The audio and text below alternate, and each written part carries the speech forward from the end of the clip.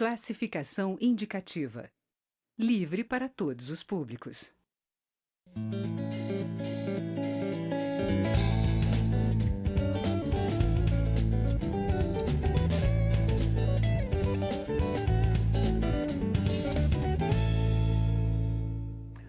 Até agora não foi possível construir um consenso em torno da situação dos militares na reforma da Previdência. O deputado subtenente Gonzaga, do PDT de Minas Gerais, por exemplo, é simplesmente contra a proposta que está para ser enviada ao Congresso, essa que vem sendo discutida por aí. Acha que a Previdência dos policiais é específica, ou seja, ela está prevista na Constituição Federal. O deputado é policial militar do Estado de Minas e participa desta edição do Palavra Aberta. Deputado, como é que o senhor acha que deve ser o tratamento dos militares numa reforma dessa importância como é a reforma da Previdência? Eu acho que devemos preservar o que se consolidou nas 3 reformas que foram feitas, a emenda 20, a emenda 41 e a emenda paralela, que é a 47. Em todos esses momentos, o Estado brasileiro, através do Congresso, reconheceu que os militares têm uma peculiaridade, têm uma responsabilidade com a nação, os federais com a soberania, com a defesa do território, e os estaduais com a defesa da segurança pública, com a governabilidade, com a segurança, com a proteção à vida, que merecia, que era legítimo que fosse tratado de forma diferente na Constituição. E nesses 3 momentos, preservou-se para os militares federais e estaduais o direito a um regime próprio de previdência. Esse regime próprio, ele não é necessariamente nem melhor nem pior do que os outros. A Constituição defendeu e garantiu que ele fosse próprio, específico, em lei específica, com direito a um fundo próprio. Só que, para os militares federais, o Estado brasileiro reconheceu que, pela sua importância, né, na defesa da soberania, o Estado iria retribuir. Então, a gente chama de um modelo retributivo, simplesmente retributivo. O Estado paga 100% dos proventos e os militares contribuem para um fundo para pagar a pensão. Nos estados, 2 estados preservaram esse princípio, Minas Gerais e o Distrito Federal, que também mantém esse princípio, esse fundamento de uma previdência retributiva, havendo contribuição para a formação do fundo para a pensão apenas. Os demais estados, baseado no mesmo princípio, que preservou Minas, que preservou o Distrito Federal e preservou as Forças Armadas, constituíram fundos. Então, nos estados, nós temos regras diversas, diferentes. É uma ideia que o governo federal estava pensando também em instituir de forma generalizada, que é a formação de um fundo. Na verdade, o governo federal... Em que cada um vai contribuir numa espécie de previdência privada, mas feita... Não, mas não é isso. Nos estados, como disse, exceção Minas e Distrito Federal, o que se implementou para os militares estaduais foi o mesmo critério, o mesmo fundamento do regime próprio dos servidores civis, que é uma alíquota de contribuição do servidor, uma alíquota do patronal e, por consequência, uma previdência que pode, inclusive, submeter à previdência complementar. Nós já temos 3 estados da federação que já implementou a previdência complementar para os militares estaduais. Espírito Santo, Santa Catarina e um outro que me foge à memória. E vários governadores tentaram implementar nos estados. Os estados, portanto, podem fazer a alteração. Vai depender de como o Estado valoriza ou reconhece os militares. Eu advogo a tese de que, nesse momento, precisamos de novo que o Estado reconheça isso, que o Congresso reconheça que, pela responsabilidade, pelo papel dos militares estaduais e também dos militares federais, que preserve esse direito e que deixe cada um fazer seu embate no Estado. Deixe cada um fazer seu embate no Estado. Então, primeiro, é a premissa equivocada de que os militares não têm previdência. Né? É uma fala comum, tem que pôr os militares porque ele não tem. Os militares federais preservaram um direito, os militares estaduais o mesmo princípio e cada um fez o seu. Né? O que eu acho que nós não podemos admitir de forma alguma é a proposta que o ministro Paulo Guedes vem alardeando aí, que a imprensa vem tentando consolidar, de que os militares é a grande causa do déficit fiscal do país e que, portanto, precisa de incluí-los a qualquer custo nas regras gerais. Primeiro que eu acho que as regras gerais são muito ruins para quem as tem. Né? Falar que o servidor da iniciativa privada, que no passado tinha uma expectativa de 20 salários mínimos e hoje dificilmente passa de 3, isso não é referência para você levar ninguém. Isso é referência para você tirar essas pessoas dessa condição. E da mesma forma o servidor público. Mas isso seria achatar por baixo. Seria achatar por baixo. O servidor público da União já tem a previdência complementar. Né? É preciso também trazer para a realidade que nós temos o efeito daqueles que entraram no serviço público há 30, 40 anos atrás, que, portanto, entrou com algum direito, e aqueles que estão entrando depois de 2012, por exemplo, quando o Congresso Nacional aprovou o FUNPRESP federal, que Minas Gerais aprovou em 2013. Então, nós temos uma realidade que, pela legislação atual, para aqueles que estão entrando, não vai se reproduzir daqui a 20, 30, 40 anos. Então, uma reforma que leve em conta o benefício pago hoje não é justa, porque aqueles que estão entrando já não terão esse benefício de hoje. Então, nós estamos reformando, olhando... Já vão entrar em desvantagem. Já vão entrar em desvantagem. Nós estamos olhando para o benefício que se paga hoje para fazer uma reforma para quem já perdeu, para quem está entrando e que já perdeu.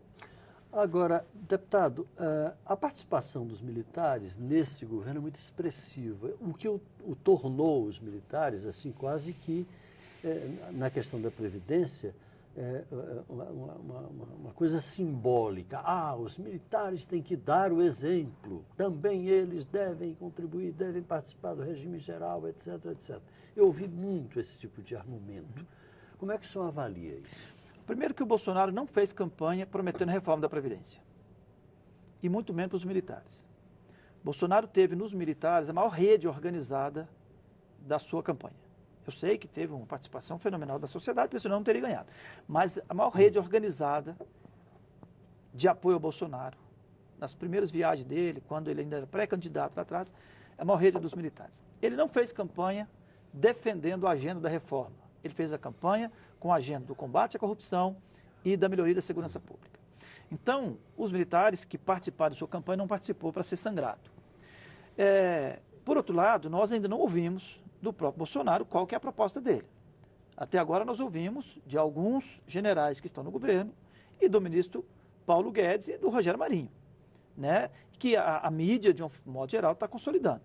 Então, nós esperamos ainda Teve que aquela o Bolsonaro... proposta, aquela minuta, digamos assim, que vazou. Que vazou, foi divulgado. desmentida, Aquilo ali era uma tragédia, né? Aquilo era uma tragédia. Então, nós temos uma expectativa ainda que o Bolsonaro, como militar, como quem se beneficiou do ponto de vista eleitoral de uma articulação que iniciou com os militares, basicamente, que ele reconheça isso e reconheça que a agenda que ele colocou para essa categoria não foi a da Previdência. Por outro lado, quando fala que as Forças Armadas vão contribuir, vão ir para o sacrifício, eu tenho até denunciado isso como sendo a narrativa falaciosa, certo? E eles estão corretos. Apesar da narrativa que não é das Forças Armadas, é uma narrativa da imprensa e dos ministros, de que as Forças Armadas vão contribuir, vão para o sacrifício. Por quê? Nenhuma proposta até agora, nem aquela que vazou, e nenhuma outra conversa de bastidor, está propondo mudar o fundamento do regime previdenciário dos militares federais. Estão propondo alterar tempo de serviço, e não é tempo de contribuição, porque não há contribuição, tempo de serviço, e alterar regras de contribuição a favor da pensão e dos militares temporários. Certo? E a Força Armada está correta. Ela está correta, mas a narrativa que se construiu em cima dessa proposta leva a entender que os militares federais estão indo para o sacrifício e que, portanto, tem que levar os militares estaduais também. Os militares estaduais já estão num sacrifício muito maior do que os federais, quando nós falamos dos fundamentos da Previdência. Quando, para os estaduais, já se aplica a regra geral, que é de uma lei federal, que é resultado da medida provisória do Fernando Henrique ainda, que é a Lei 9717, de 98, que estabeleceu as regras, e como regra é equilíbrio atuarial, como regra o fim da integridade e paridade. A defesa que o senhor faz dessa especificidade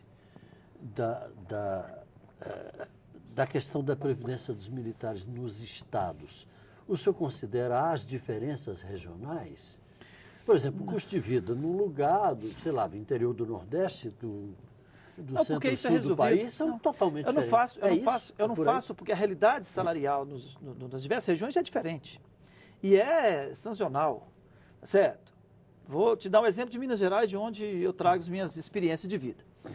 Há 20 anos atrás, os militares de Minas Gerais, o soldado, estavam deixando a polícia militar para buscar ser trocador de ônibus, porque o salário do trocador era melhor do que do soldado.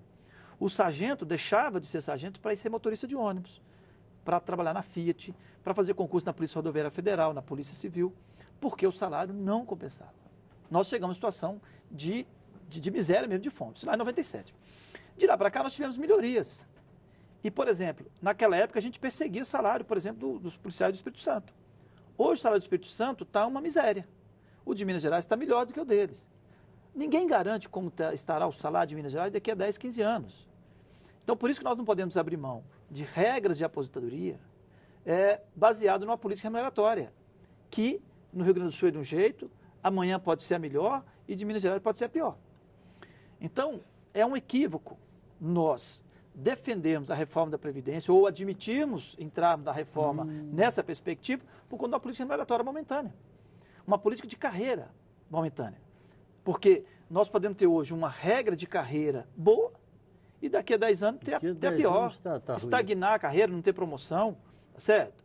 Então, é um equívoco você olhar para fazer um retrato e por conta desse retrato fazer uma modificação que depois vira um filme que vai rodar e as regras de aposentadoria terão alterado. Então, a questão da regionalização, ela é da política remuneratória e não dos fundamentos da Previdência. Os fundamentos da Previdência é uma coisa, com qualquer salário você tem o fundamento. O fundamento da Previdência, que é da iniciativa privada, que garante para ele no máximo o salário mínimo, é o mesmo que para um outro segmento pode garantir o teto. Os fundamentos são o mesmo. Então, nós vamos fazer uma grande resistência, porque entendemos que, até no plano macro, a principal causa do desequilíbrio do Brasil não é necessariamente a Previdência. Nós temos 43% do orçamento da União sendo gasto com juros e a rolagem da dívida, com o custo da dívida, e metade disso com a Previdência. E Previdência, em qualquer lugar do mundo, tem que ser encarado como distribuição de renda. Então, quem está defendendo a reforma da Previdência está dizendo o seguinte, olha, nós vamos tirar dessa maioria e colocar para uma minoria. Porque, afinal de contas, quem está defendendo a reforma? É o chamado mercado. É para sobrar dinheiro na União para investir através de algumas empresas. Então, é tirar de muitos para concentrar em poucos. Então, como fundamento, eu defendo que nós precisamos de dividir. Até porque esse dinheiro na mão dos trabalhadores aposentados, ele gira no mercado todo dia. Fazer o mercado girar. Girar. E o dinheiro concentrado na mão de poucas empresas financeiras não vai girar na mão da maioria. Deputado Subtenente Gonzaga, do PDT de Minas Gerais. Muito obrigado pela sua participação. Essa briga vai longe. Vai longe e eu espero estar aqui em condições de brigar. A boa briga.